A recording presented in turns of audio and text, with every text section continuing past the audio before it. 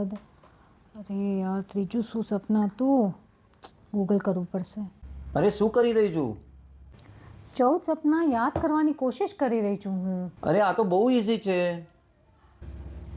અચ્છા, તમને આવડે છે? જો હું તને એક એક જઈને કરાવું છું. હાથી, બળદ, સિંહ, લક્ષ્મી, પુષ્પમાલા, ચંદ્ર, સૂર્ય, ધ્વજ, કલશ, પદ્મ સરોવર, ક્ષીરસાગર, દેવ વિમાન, રત્ન, અગ્નિ. જોયું? કેટલા સરળ છે. અરે વાહ, કેવી રીતે તમને આ બધા યાદ રહ્યા?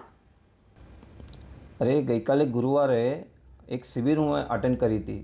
એમાં મહાસતીજીએ સ્ટોરીના માધ્યમથી અમને આ બધું શીખડાવ્યું કે અરે હા, મેં સાંભળ્યું હતું કે વિહાનશીભાઈ માસતીજી અને નમનભાઈ માસતીજી બે જણે શિબિર લીધી હતી ને ગઈકાલે. આના સિવાય અમને જૈન શાસનમાં જે આપણે જન્મ લીધો છે એનું ઇમ્પોર્ટન્સ, એના સિવાય અમને ગેમમાં પણ ડિફરન્ટ અલગ અલગ નોલેજીસની ગેમ પણ રમી, એમાં પણ અમને બહુ બધી મજા આવી.